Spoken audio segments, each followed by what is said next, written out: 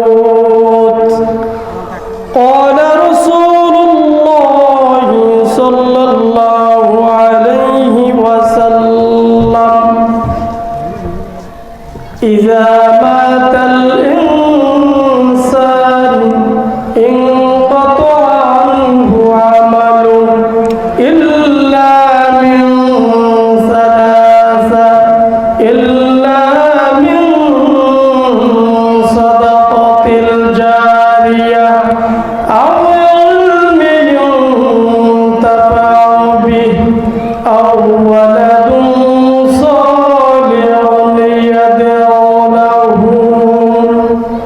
صدق الله العظيم وصدق رسوله النبي الكريم ونحن على ذلك من الشاهدين والشاكرين والحمد لله رب العالمين.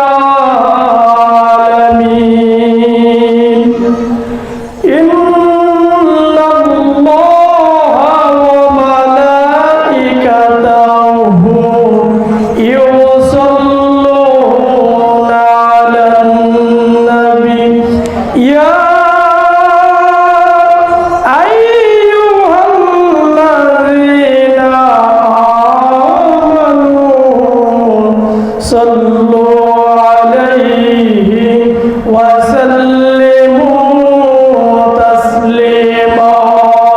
اللهم سيدنا مولانا محمد وعلى آله سيدنا مولانا محمد. পাকা যদি থাকতো ওরা যাইতাম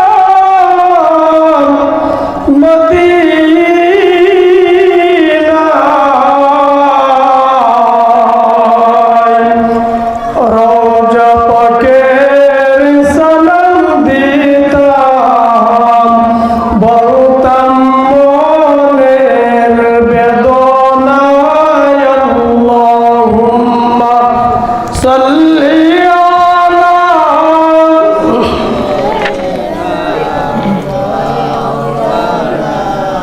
মুহাম্মাদ ওয়া আলা আলি সাইয়্যিদিনা.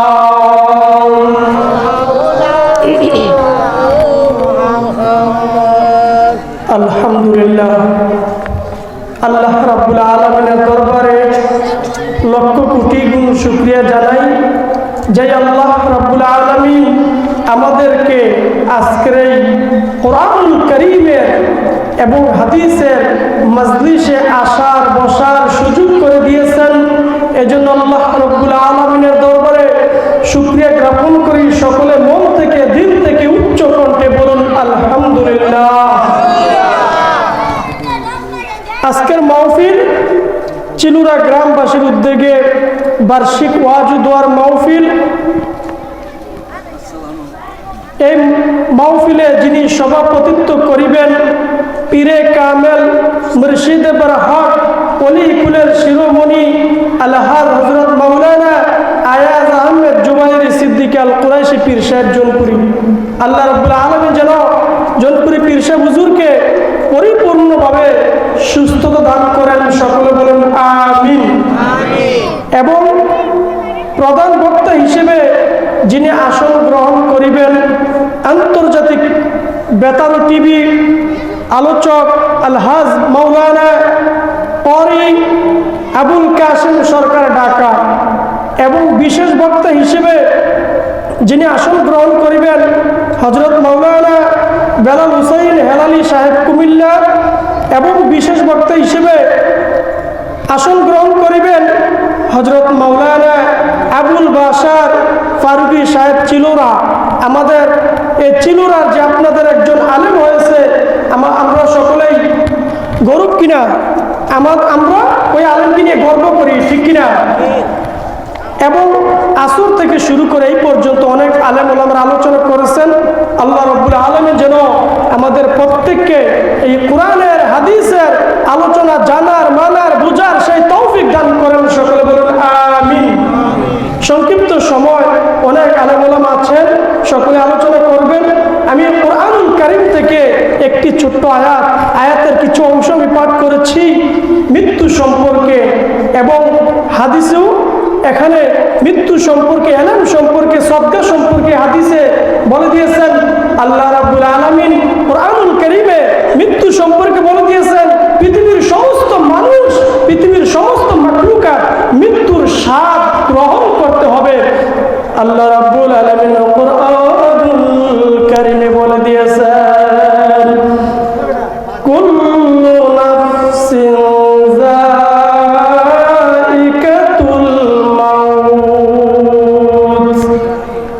আমার আল্লাহ রাব্বুল আলামিন কোরআনুল কারীমে আল্লাহ রাব্বুল আলামিন বলেন প্রত্যেক প্রাণী মৃত্যুর স্বাদ গ্রহণ করতে হবে। পৃথিবীর সমস্ত মাখলুক মৃত্যুর স্বাদ গ্রহণ করবে। আমরা কি দুনিয়ার জমিনে বাঁচবো? একদিন মরতে হবে।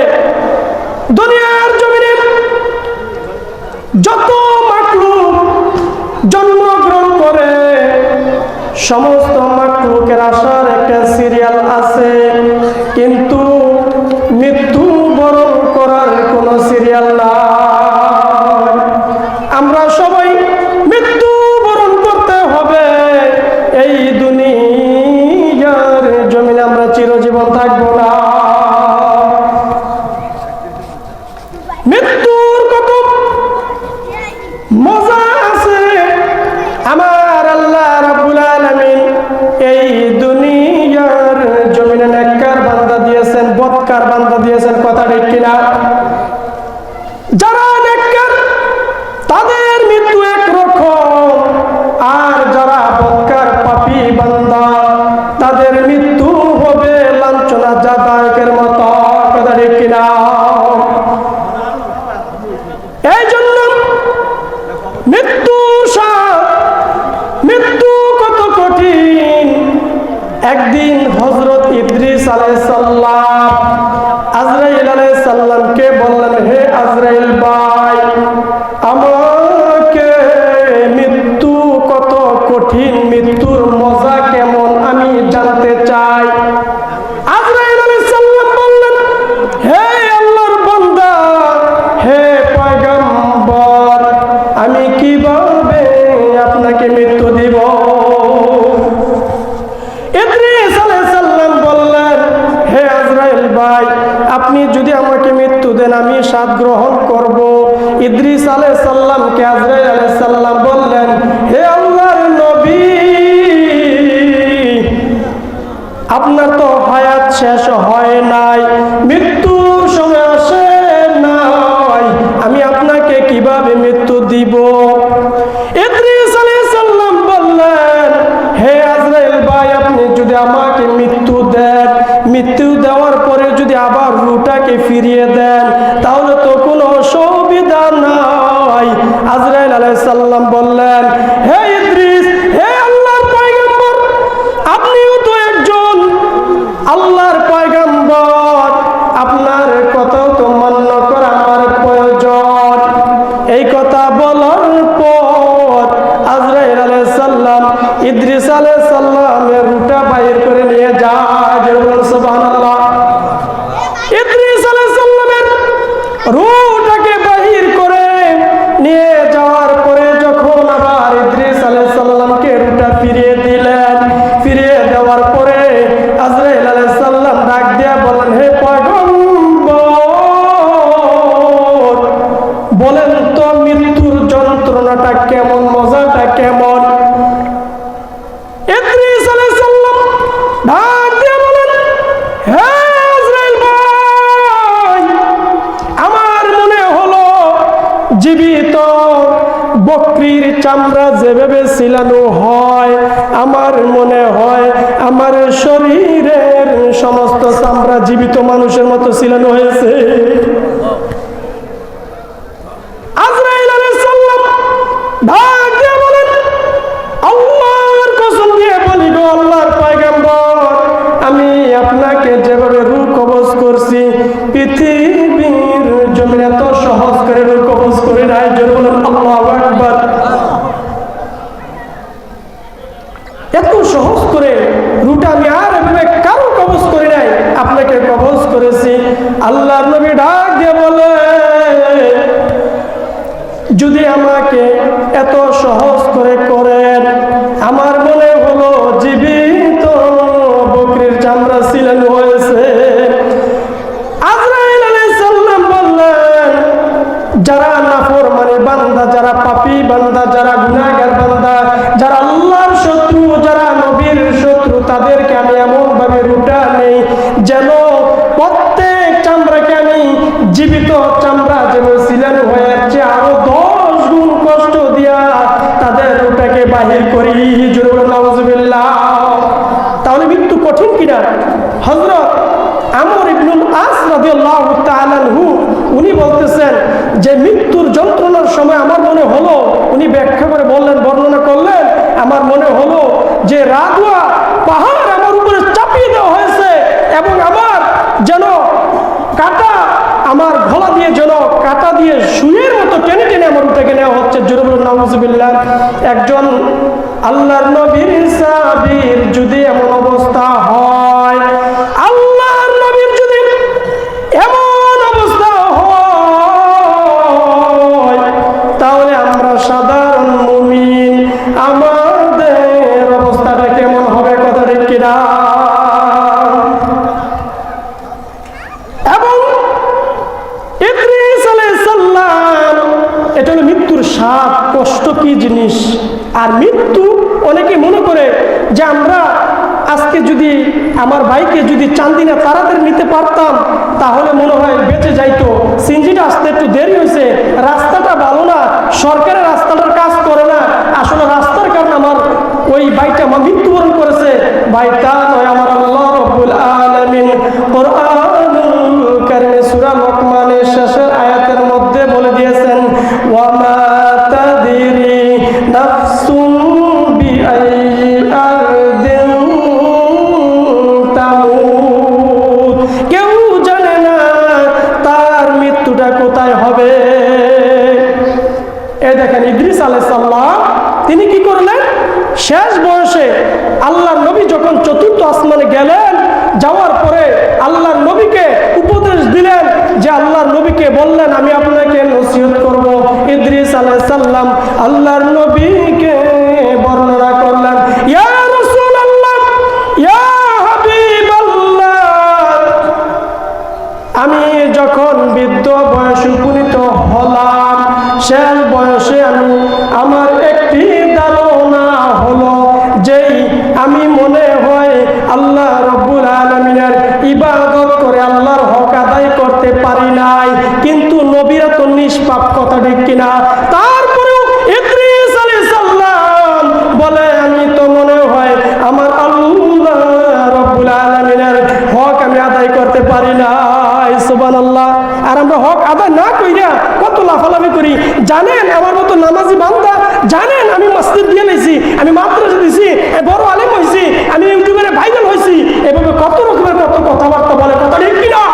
ওই আল্লাহর নবী উনি কিন্তু নিজেকে নিম্ন মনে করে আল্লাহর ইবাদতকে আরো মজবুত করার জন্য উনি আল্লাহর দরবারে কি করলো, এভাবে একটা আশা আকাঙ্ক্ষা ওনার অন্তরে, উনি যখন এই কথাটা যখন অন্তরের মধ্যে গেঁথে গেঁথে রাখলেন, আল্লাহর নবীকে বললেন, ইয়া রাসূলুল্লাহ, আমি আমার ইবাদত করার জন্য আল্লাহ রব্বুল আলামিনের দরবারে আমার দাঁড়ানো হলো।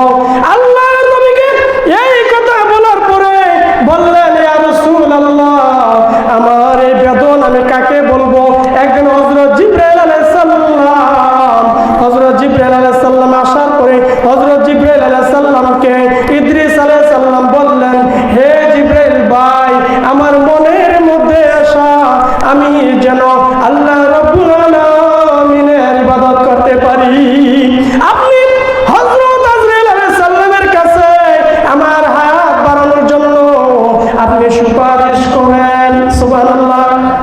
জিবরাইল আলাইহিস সালাম হযরত ইদ্রিস আলাইহিস সালামের কথায় তিনি সম্মত হইয়া হযরত ইদ্রিস আলাইহিস সালামকে চতুর্থ আসমানে নিয়ে যায়। সুবহানাল্লাহ। চতুর্থ আসমানে নিয়ে যাওয়ার পরে হযরত জিবরাইল আলাইহিস সালাম আজরাইল আলাইহিস সালামকে বললেন, হে আজরাইল, আপনার কাছে এই ঘটনা বলার জন্য ইদ্রিস আলাইহিস সালাম বলেছেন। সমস্ত ঘটনা যখন আজরাইল আলাইহিস সালামকে শুনাইয়া দিলেন, আজরাইল আলাইহিস সালাম বললেন, হে জিবরাইল, ইদ্রিস আলাইহিস সালাম এখন কোথায়? আর জিবরাইল আলাইহিস সালাম ডাক দিয়ে বলে, ইদ্রিস আলাইহিস সালাম আমার পিঠে জোরন। সুবহানাল্লাহ। দুনিয়ার জমিন থেকে চতুর্থ আসমানে পিঠে করে জিবরাইল আলাইহিস সালাম ইদ্রিস আলাইহিস সালামকে নিয়ে গেলেন। আজরাইল আলাইহিস সালাম ডাক দিয়ে বলে, আমি তো চিন্তায় অস্থির হয়ে গেছি, আমার আল্লাহ রাব্বুল আলামিন আমাকে নির্দেশ করেছেন আমি যেন ইদ্রিস আলাইহিস সালামকে চতুর্থ আসমানে তার জানটা কবজ করে। জোরে বলেন আল্লাহু আকবার। যে ইদ্রিস আলাইহিস সালাম দুনিয়াতে আল্লাহ পারমিশন দিয়েছেন, হে আজরাইল, তুমি ইদ্রিস আলাইহিস সালামকে চতুর্থ আসমানে দুটো কবজ করো। সুবহানাল্লাহ। ওনার মৃত্যুটা আল্লাহ চতুর্থ আসমানে রাখবে বিধে নেই, দুনিয়ার জমিন থেকে একটা উসিলা দিয়া আল্লাহ রাব্বুল আলামিন জিবরাইল আলাইহিস সালামের মাধ্যমে ইদ্রিস আলাইহিস সালামকে চতুর্থ আসমানে নিয়ে গেছেন। জোরে বলেন সুবহানাল্লাহ। আজরাইল আলাইহিস সালাম ডাক দিয়ে বলে, হে জিবরাইল, আমি তো চিন্তায় অস্থির হয়ে গেছি, আমার আল্লাহ রাব্বুল আলামিন আমাকে পারমিশন দিয়েছেন, আমার আল্লাহ রাব্বুল আলামিন পারমিশন দিয়েছেন আমি যেন তাকে চতুর্থ আসমানে তারটা কবজ করি। আমি বেকুল হয়ে গেছি। আমি তো জানি ইদ্রিস আলাইহিস সালাম দুনিয়ার জমিনে, কিন্তু এখন আপনি চতুর্থ আসমানে নিয়ে এনেছেন, এটা ভালোই করেছেন। এই কথা বলার পর ইদ্রিস আলাইহিস সালাম ডাক দিয়ে বলে, আমার নবীকে বলে, নসিহত কাকে করছে? আমার নবীকে। মেরাজের রাত্রে চতুর্থ আসমানে আমার নবী